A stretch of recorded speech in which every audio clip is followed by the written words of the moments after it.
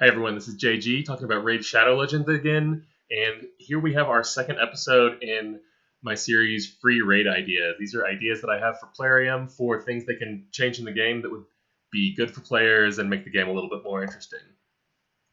Today we are talking about an idea I call Cursed Dungeons. Ooh, spooky.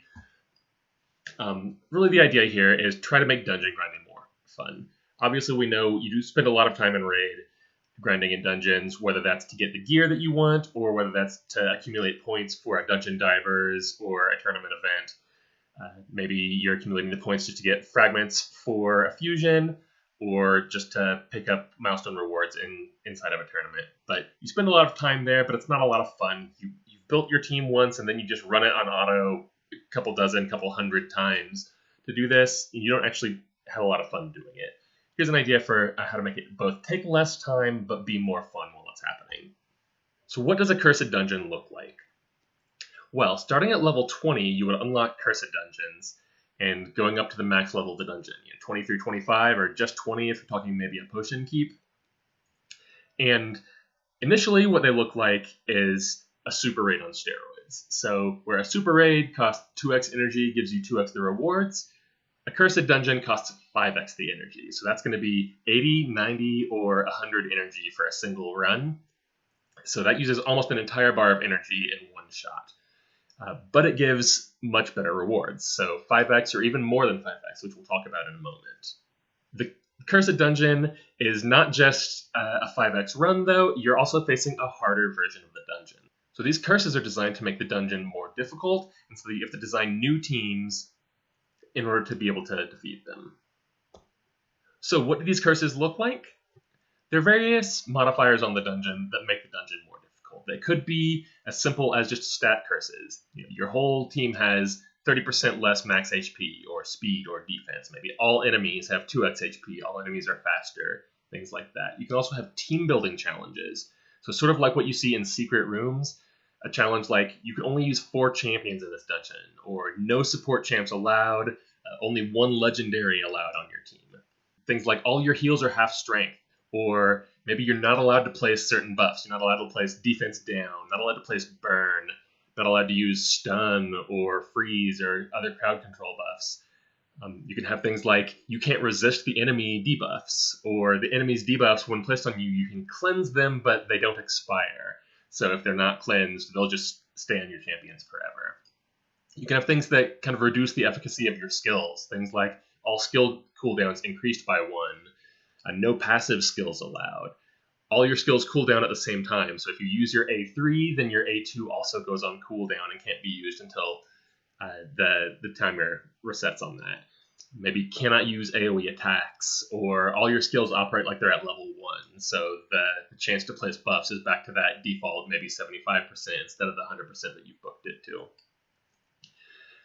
You wouldn't necessarily randomize all of these in each dungeon. There are certainly some things that are going to be a lot more painful in some dungeons than another. Can't use burn. That's probably not going to change your Fire Knight strategy very much, but can't use burn in Spider is going to completely change the strategy and the way that you have to build your team. So you can rotate that and match these curses with dungeons. Some of them maybe can be relevant anywhere, and others might be targeted to the mechanics of the dungeon that you're talking about. But they make the dungeon harder, and they don't just make the dungeon harder in the way that level 23 is harder than level 20, where the enemies hit harder, have more HP, last longer. They make the dungeon more difficult in that it kind of changes the mechanics of the dungeon entirely. You have to rethink the way that you build your team. If you are fighting Spider and you only get 4 champions and you're not allowed to bring burn, that's going to completely change the kind of team that you're doing. So you're going to spend more time thinking about the team and how you face this new challenge, instead of just taking your canned team that's really good at doing Spider and running it through Spider 20 times. So you challenge this harder version of the dungeon, and the 3 curses that are on the dungeon each day, you can choose how many to face. You can face just the first curse, you can face the first 2, or you can face all 3 curses at the same time.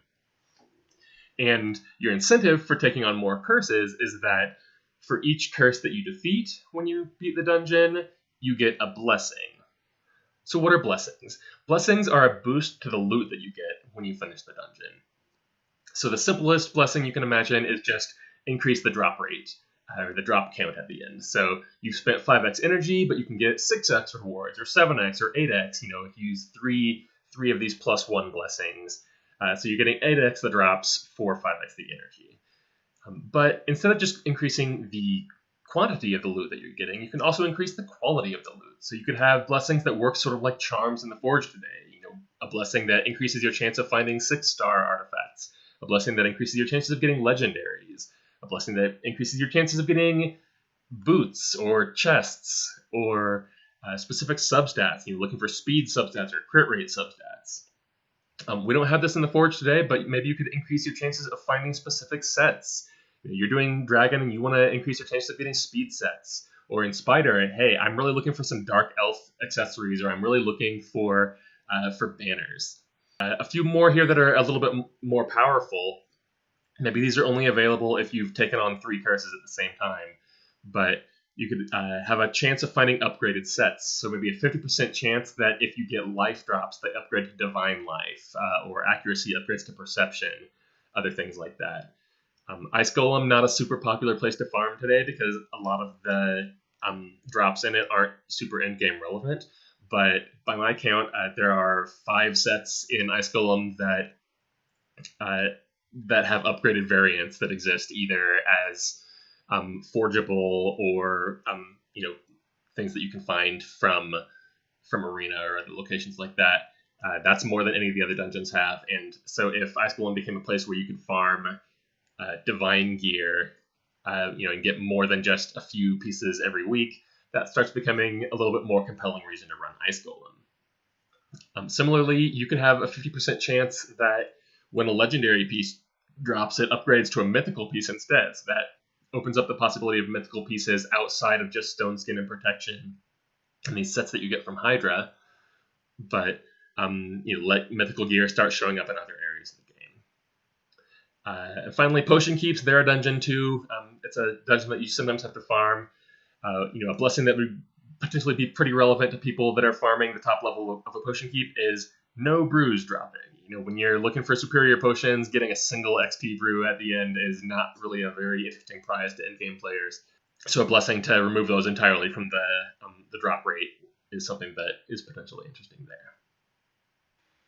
And remember, you can stack these together. So if you can handle the dungeon with 3 curses, then you can look for, dwarf rings with HP substats on them. You can, farm for 6-star mythical savage gear. You can really tune the things that you're looking for and hopefully really optimize the drops that are the things you're most interested in and really get more bang for your buck out of these dungeon runs. So why is this feature good for players? Number one, it's that increased energy efficiency. Players will flock towards the content that has better rewards in it. And so ultimately, this gives you more drops, more tournament points, more dungeon diver points, better overall loot for the energy that you're spending, so players will use it. But it also really decreases the time that you're spending doing that grinding. So instead of doing 50 runs, over the course of a day, you do 10 runs to clean out your energy. And those 10 runs are runs that you're paying a lot more attention to. So you spend more time rebuilding your team, strategizing about how you're going to tackle a particular challenge for the day, instead of just pulling out your canned team, running it through a bunch of multi-battles, ignoring it completely while it's happening. This really spruces up the endgame for Raid. Right now, pushing beyond dungeon level 20, really all there is for you to do, you can get slightly higher chances of 6 stars, slightly higher chances of legendaries, and all there is for you to do is really try to build your team to handle these dungeons a little bit faster. This actually rotates the challenge that you're seeing, so there's more to do in the end game, but it also gives end game relevant rewards. Higher chances of getting that perfect piece of gear that you're looking for. Those 6 stars, the legendaries, the specific sets that you need, the substats that you're looking for. That's something worth chasing if you're in the end game. And this creates a reason to really play the game, to explore the content, and try to figure out how to maximize your odds of doing that with the box that you have. I also like to talk about why is this good for player items. So like in our previous video, there's no new content design here. You're using the same bosses, using the same loot, so you're not designing a new currency, you're not designing new sets, you're not designing new bosses. You're just doing a bit of coding on the curse and the blessing system, and then the content can just take off. So it's a minor engineering and coding investment that can create a lot of content that'll keep your players interested for a long period of time. So really you can get almost an infinite set of interesting challenges here from just designing a small number of curses and blessings, and randomizing those curses every day can create a lot of new and interesting challenges for your players. So it's also good to reduce the amount of grind time that your players have. One of the big criticisms of Raid that you see in the community is that it takes a lot of time. And not only that, it takes a lot of inactive time. That you spend a lot of time just putting your phone on auto and setting it down on your desk while it runs Ice Golem 30 times for you, while it runs Spider a bunch of times in a row. And when more interesting new content is released, things that Raid did put a lot of effort into designing, players are often asking, how do I have time for this? How do I work this into my day to explore this new content? And so if you can reduce the amount of time spent on these older parts of the game in the dungeons, reduce that grind time, then it frees up player time to devote into other new areas of content that you're developing.